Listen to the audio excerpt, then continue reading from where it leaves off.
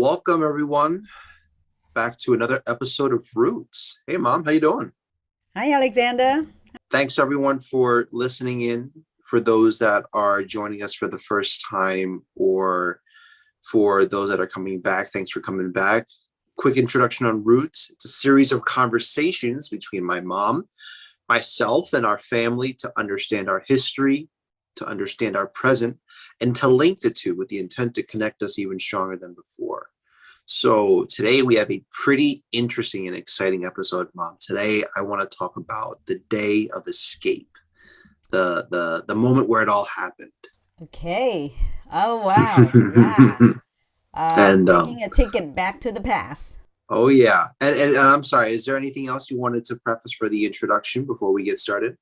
Well, I'm just saying that, yeah, this podcast with the intention about bridging the generational gaps, things that as a refugee or immigrant who come to this country, um, so the younger generation might not understand where the parents' background or the grandparents' backgrounds completely. So when I wrote this book, my son Alexander read it, and he had so many more questions than the book provided, which is good because now he's digging deeper into our roots so he can pass on to his children in the future. We can start up some of your conversation with your family, with your parents, or with your children, just to of the culture and the generational in the new country that we settle on. That some of us decided to sort of like not walk away, but put our roots knowledge on hold. So I am at the point that I want to know what's going on back then when I was a teenager, and there's so Hmm. many things that I didn't have time to reflect or Yeah, or to decompress. So this is a good time to do that, and I hope that everybody also want to take the opportunity and do that with their families. absolutely. And just as a quick recap over the past few episodes, we've talked about my mom's life growing up in Vietnam, talking about her family, talking about school education, what it was like when the communist regime started really planting its flag into her life. And that's been a series of events that has led up until a fateful day and then a fateful journey, which is on that boat, which is such a crucial moment for you. And I think that the book that you wrote covers a lot about what was going on during the time, what a lot of people were doing, what was happening.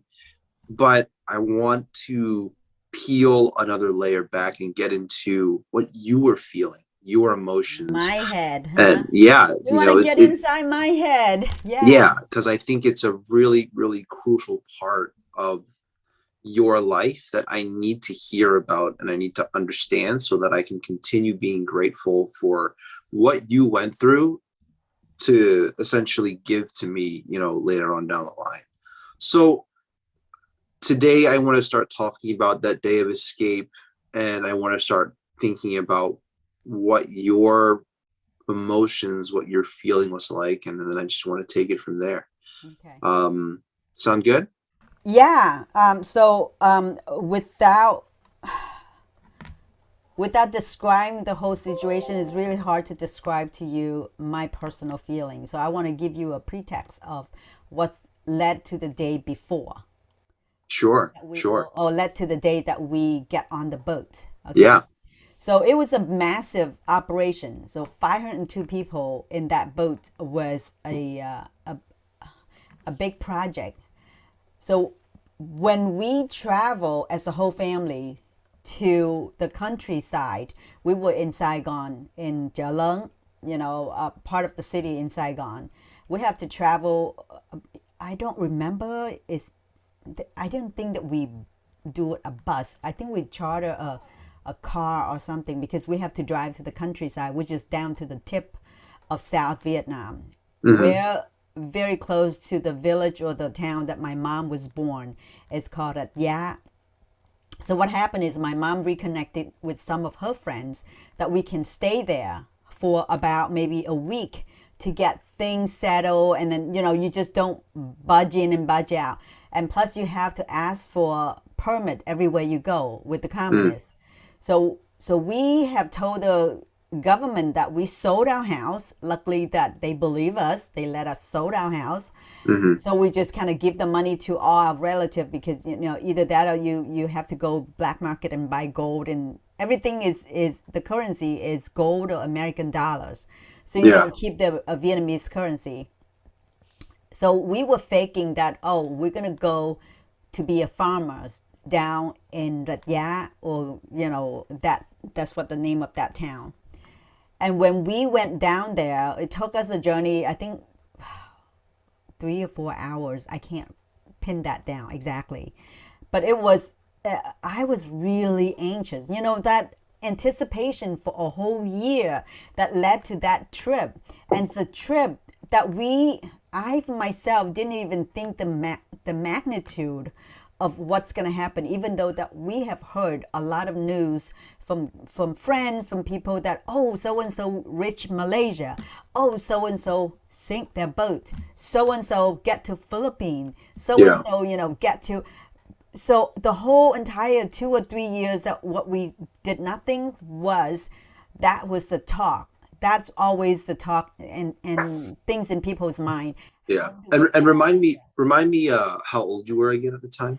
I was at the time that we leave, I was 16. 16. So like for me, that's like, if I think about that, I was a sophomore in high school. Yeah. So I definitely, if I were in that situation, I would know the gravity of what was happening. I would have a very basic understanding of like the importance of what was going on, and what was illegal, what was not illegal, all that stuff. I was beyond know everything, because remember I was the oldest. Yeah. I am the oldest. I'm the third rank in the family. After my dad was my mom, and then mom. I have to know everything moms know pretty much, or even some, because I remember a lot of stuff. When dad says something, I remember. Mom's got a lot of occupying her mind. But I knew the intensity of the situation, and I knew that, this is it. Like, I was so anxious. I did not even look. I didn't even have the feeling of like, oh, let me walk through every room. Like, over here in America, we sold a house and we walked through every room, and I got emotional and I was crying. I was looking at this room, what happened in this room. Oh, there's great memories, flashback. But at that time, I was so young, and I would just build up a lot of excitement. And I think, after 4 years of being oppressive, you just can't wait to go to even the unknown, because the promise was so great. The promise so there's of freedom was so great that you don't even think about, oh, someday, you don't even thinking about, this is it. Once I'm gone, I'll never come back or anything. Like, I don't remember they clean out the house, and I don't remember I walked through every room. Or maybe I did. I don't know. It didn't really register in my mind, because I was just looking forward to be out of that country. Wow. The sentiment was that strong, huh? Yeah. And because a lot of my friends already gone too. I was taking out school. I was taking out a year before that to do all the sewing, to do all the, domestic skills, like embroidery, cook, and I prepare. Everything was for that moment. I mean, for my mom, my dad, everyone who understand it. We know that it's going to be tough road ahead of us, but it's going to be glorious once we made through. And that is what making us so enthusiastic about, we were actually really happy that we had a chance, because it cost a lot of money, and it's frightening, because a lot of people pay for a large amount of money and get tricked. They get caught. They made it to the boat, and either there's no boat, or they get caught. But that's interesting. Because so there's two particular things there that stood out that I didn't know. I guess the first thing was like, when I think about the day of escape, it's kind of like you're all hurriedly packed up in your old house, and then on the morning of, you're like, all right, everyone, this is it, we're leaving, time to go. But it was like, this was very Oh, much planned in advance. You it's had a well whole week. organized. You had like a fake move where you told the government you Yeah, had sold your house, you had moved south, and then you had yeah. gone from there. And then that's pretty interesting. It's like It's you had a a lot more time and preparation it than I thought you did. it was, for a lot of people, they have to like gone in the instant the boat is announced it that the boat's ready. Now, because my dad was in control, my dad was in the inside circle. He was the project manager, and four other boat owner have invest their capital. They all chip in, and then they have a staff, they have an organization that take care of things. And within that four owners and my dad, we also recruit people. Like everything was Right. underground. Everything was communicate through trust, Hmm. because somebody have to know somebody, but it has to be completely trusted. Because if you are not careful, it could be an undercover cops, or it could be somebody, then you're it. But it's just not you, your whole family. Like if I get a friend or a client that I'm not investigating, it might jeopardize my own family. So Yeah. so everybody's at stake. Yeah. So everyone has to really careful, and to organize 500 people on a boat in the middle of the daylight. Like we boarded at like 3 or 4 o'clock in the evening. Hmm. So it's a little, so it's a little softer sun, and we want to make sure that by the time we get out there, it's dark. It's not going to be creating a lot of attention. The Oh, coastal okay. guard is not going to stop us, because Yeah. we already grease everybody's hands, from that village to that office to that the port to everything. My dad is already take care of, I don't know how much money already have paid to the government official just Hmm. to be able to board onto the boat. Now I have to say that I did not really think anything much until, when I grow up. I really admire how my dad was so careful and planned every single step of the way. Because, Yeah. like I said, a lot of time people have to taxi small boat, and then have the big boat park, dock somewhere out in a deeper area, and Hmm. they have to taxi like a small batch of people, 8, 10 people, and then take the boat, and not even going to the boat, because they didn't want to create any noise. Yeah. So, my boat, we didn't have to do that. The boat would just like find the best port, the deepest area, and it's not it's a big boat, but it's not huge, right? So it's about 90 yard. Um, so 28 meter is about 32 yards, I think, in length, Hmm. and about 9 yards, 8 meter, 9 yards Hmm. in width. So 9 by 32 yards. So Hmm. that's about 90 feet. Hmm. It's a very it's a very hard to convert to, so That's people fine. Yeah, that's understand. fine. Hmm. But we took hours and hours to load that boat, because it's Oh, got you had a the lot of motor. time. Oh Wow. yeah, it took like 4 hours to load that 500 people, and Wow. and and yeah, that's what I'm saying. With all the people who get caught, my dad was able to do that in the open daylight, Wow. Oh, and wow. he was there, standing with the clipboard, Uh-huh. checking off every family. We call on name each family, and sometimes there's people like my friends and my other people who knew. I mean, when I was with my mom's friends, like I said, I want to backtrack a little bit. So we were Hmm. down there a couple days before we loading on the boat, Yep. and we were told that keep it low profile. If Yep. anybody asks, saying that you are just coming down for vacation or something. But Hmm. it's a small town, everybody knows everybody. And when I walked out of that house into the supermarket, people already knew that, oh, you're city people, you're coming down here to escape. People already know. People say, Yeah. what's the name of your boat, where does it dock? Because Oh, people want to find out, so they can be there.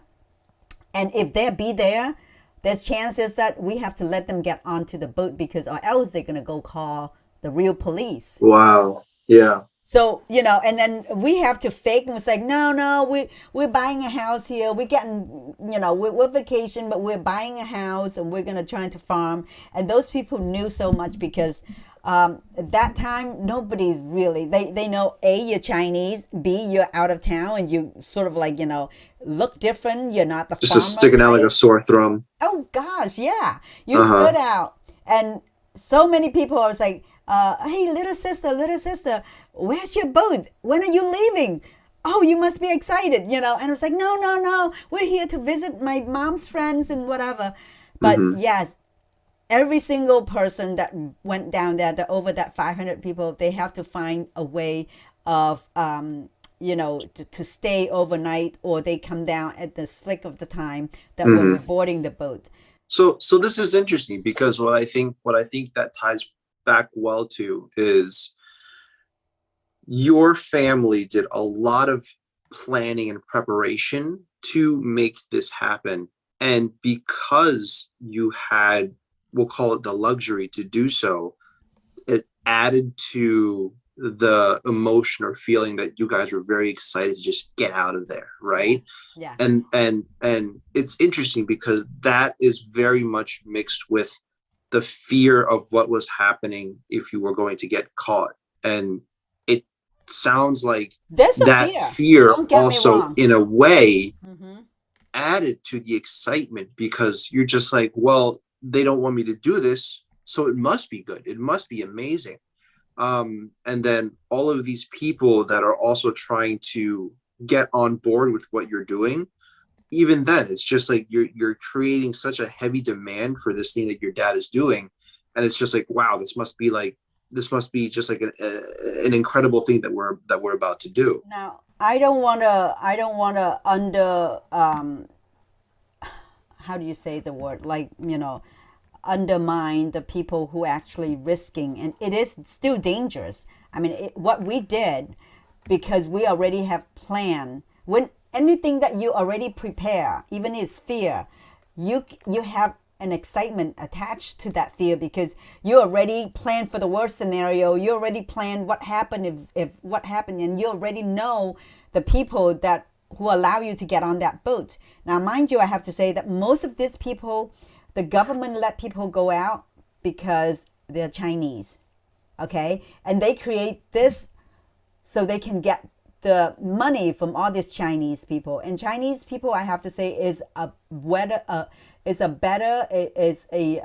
off population in Mm-hmm. Saigon, Mm-hmm. and everybody's have gold. We're not rich, like I said. We have enough to buy our route out, and because my dad was part of the organization, so we got a lot of discount. But still, that's about 12, I mean, I think 16 ounces of gold or tail of gold per adult. And that's why the reason that he pushed me down to 12 years old using my sister's ID, because then I get half price Yep. instead of paying on the adult price. So there's many reasons that led to things that go on. And I think it meant to be because, somehow I didn't mind. I say, whoa, then I'll become younger and I have more time to study. Mm-hmm. But the thing that I have to say that lots of people bring a lot of wealth, and in that boat, I would say probably, I would guess, I don't know much. I can't say the fact, but I almost want to say only 1/3 of those people on board are Vietnamese. Sure. They're mostly Chinese, and we recruiting lots of Chinese, and That makes sense though, nobody. because I mean the Chinese people were being the most discriminated against, and they were given the most incentive to leave. That makes And the sense. government sort of like, that's why I say sometimes I call it semi-legal, because they approve you that you can buy this passage if only Yeah. you're Chinese. And a lot of Vietnamese have to fake their documents saying that they're Chinese in Yeah. order to buy the passage. Hmm. And like I said, it was kind of like a mixed feeling for me. Like, I know that, oh my God, I'm gonna leave this place and never come back. But you know what? I don't mind because it's so bad. I don't want to come back Yeah. because, everything changed. My friends, I don't have friends anymore. And what am I going to come back for? It's on nothing but poverty and but struggles and Hmm. but discrimination. So we got up to the point that were glad to Yeah. buy that death sentence. It's like even though we know that going out, hopefully we don't encounter anything, and that's why my mom prepare all this stuff that she took all the gold and she have it made into a silver spoon and plated with silver just to make it look like utensil, that kind of Yep. thing. And Yep. she's very skillful, and she did all of that, and we were excited. We were hoping for the best, Hmm. prepare for the worst, Yep. and just pray to God that whatever happens happens. And Yeah. I'm Did your telling did you, your parents give you like a crash course at all on what no, to prepare for and how to do no. particular things? They were just like, you're getting on a boat today. You gotta figure it They out. just say that, and a lot of time we don't even need to prepare Mm. to have a crash course. We just say that my mom, she's very well thought. Every single one of us wear a blouse, and in the blouse got a embroidery patch where she Mm. hide $100 American in there. Mm. And then each of us, we get a gold 24K gold ring and a necklace. Except my Mm. brother, who doesn't wear necklace, but he just, and she would make sure that every single one of us would wear something that we know that we have possession in there, that we can Hmm. change it into currency or change it into something. But for the Yeah. older kids, because the younger kids, they can't do any of those anyway. So my job is to look after them, and my mom look after them. And then I get separated when I was on the boats, and that was a little scary because it's 500 people. You have to step onto people in order to find your mom, and especially if Yeah. you are It's in a super different packed. deck. Hmm. But I'm telling you, I just didn't remember much about the sentimental thing when I left Vietnam. All I know is I was really excited, and I see hope on the horizon. I see Yeah. that I can go back to school. I can wear my uniform. I didn't know that America don't have uniform unless you go to a private school, Yeah. because I think before the comments in public school we still have to wear uniform. I feel like there's a transition point there because you started with a lot of hope, a lot of excitement, a lot of speculation for the future, and then you fast forward to 2 or 3 days later, and there's like these really really scary moments with pirates, with conditions, with just everything that was going on. Did you ever at that point question what your parents were doing or if you guys were doing the right thing? Not me. No, I still feel like it's worth it because somehow when you were small, when I was young at that time, the boat seems huge to me. I mean, and you look around, you see people, so you don't have that sense of danger that you are a little speck out in the big ocean. Mm-hmm. So It's just crazy to me because I mean, if I think about what what I would have done, or mostly what I might have even felt during those situations, like I would be so upset at my parents. Really, like, why am I having to go through this? Like, this is a awful situation. Everything smells there's bad. talk. I'm thirsty and hungry. Like, I There's I, I talk. want to go. I want to go back. Oh, Like, plenty of people did that. but not Plenty of you. people did that. Well, for me, what am I going to do? I can't blame my parents. I wanted to go. I wanted to leave. I can't Oh, blame my parents. No, but that's not a blaming time. But a lot of people already begging some of the captains or the boat owner, please, can we just turn around and go home because we lost the compass because the pirate tossed the compass away, no. and they took all so we have no idea where we were going. So there's Mm-hmm. prayers group, you're gonna hear like, and people are vomiting on top of each other because none of us, I want to say that probably 90% of those people have never been out on a boat not even a Oh big wow. boat, let alone a Let small. That alone was my first boat experience. let alone be on a boat for a few days.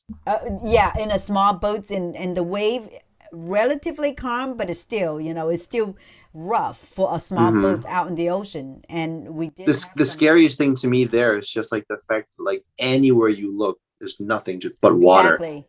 Yeah. And it's so scary when it's at night. So you see that when I watched Titanic, it put me back in that very moment over and Oh over and over. Like yeah. when they were then when the boat was sinking, because all you look around is completely darkness. And then you look Yeah. up the sky, there is nothing but the sky. You watched the movie Pi, Yeah. Like the life of Pi. The Yeah. Life of Pi. It's the same thing. It's like he was out in the ocean and he looked up.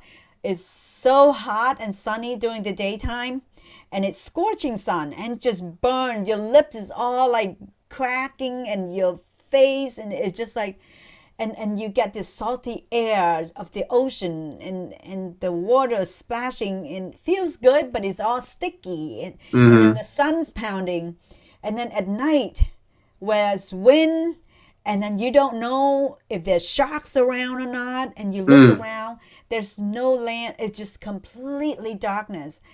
And it was scary, and like I said, lots of people praying, and lots of women start crying, Mm. say that, please, can we just turn around and go back? I don't even care if they throw me in jail. It's Wow.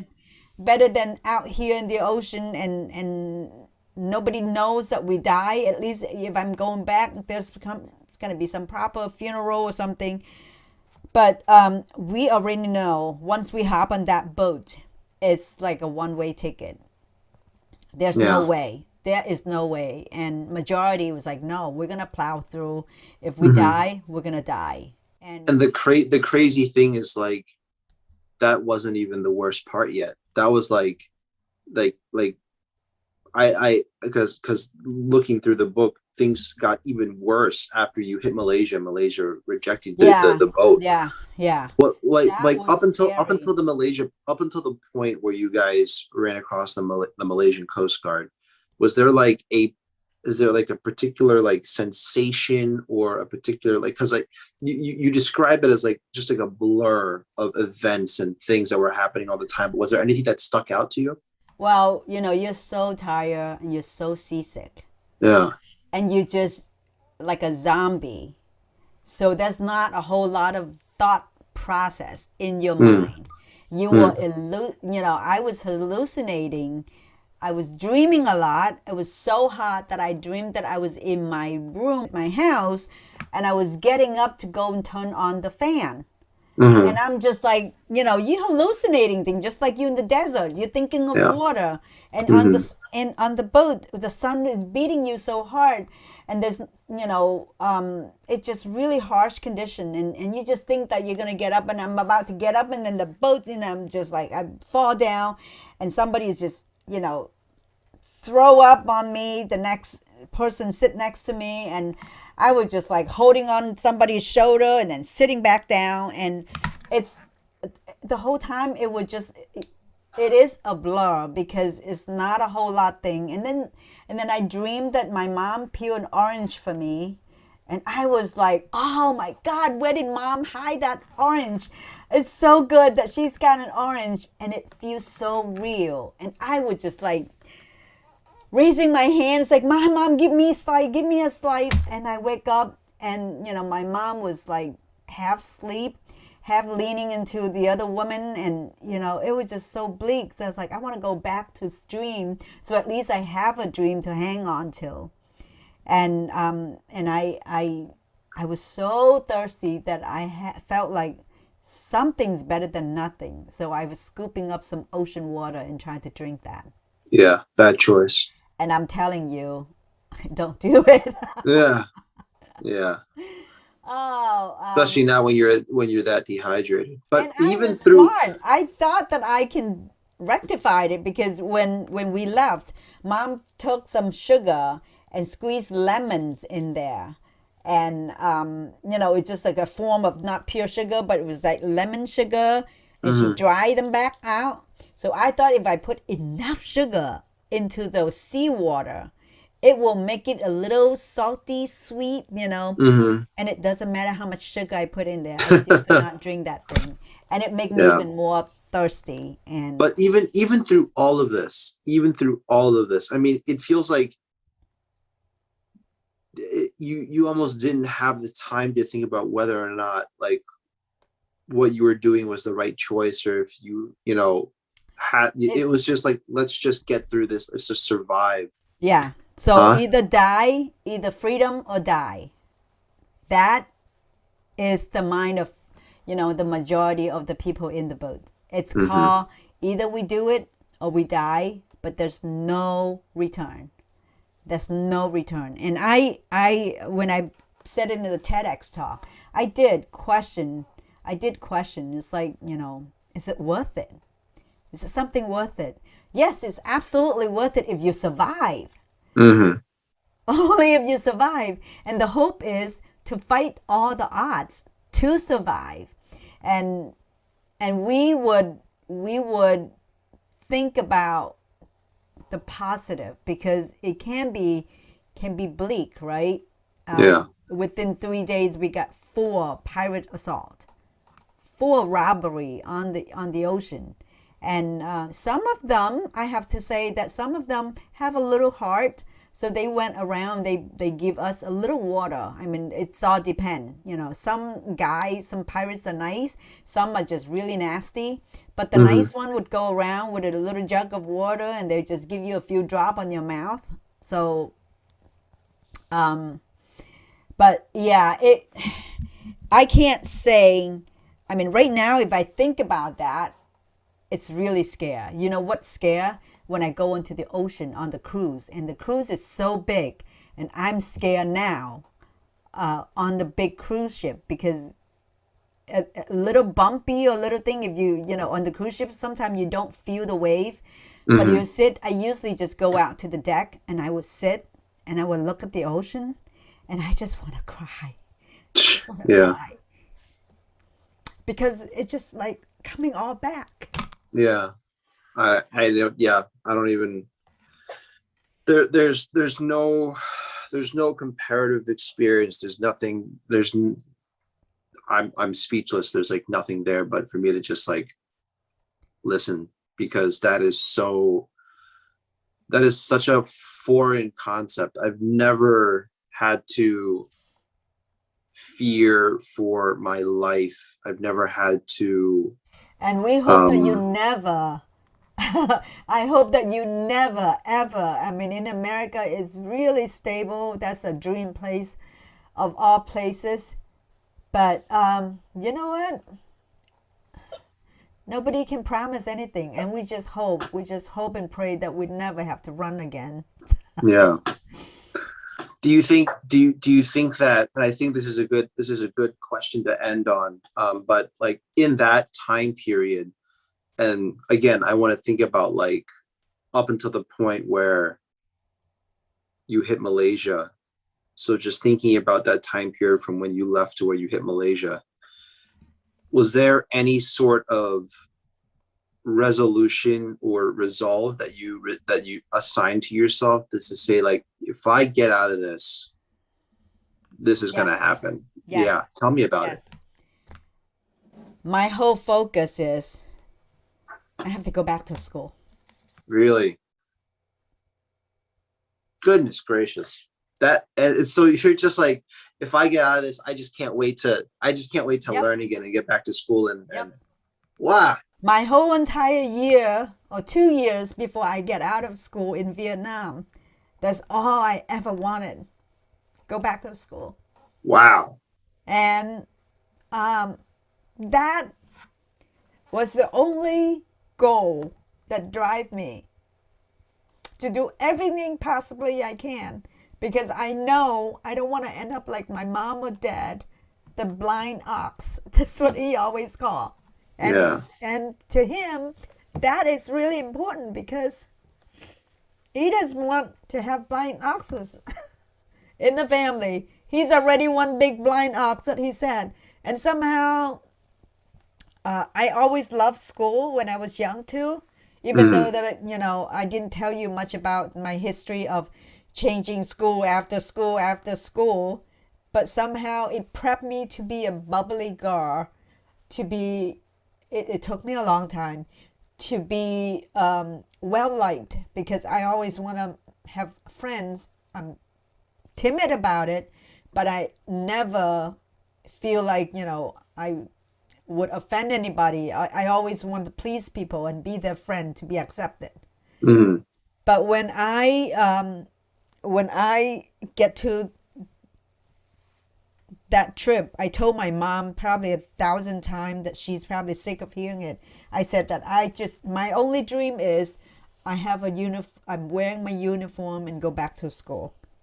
wow. That Even then, like the goal of going back to school, when I think about who you're doing that for, even then, that's just kind of like carrying on the wishes and legacy of your parents, which I think is so, man, that's so just crazy. It's I so crazy, but it's so culturally like, it's just like, wow, like why but when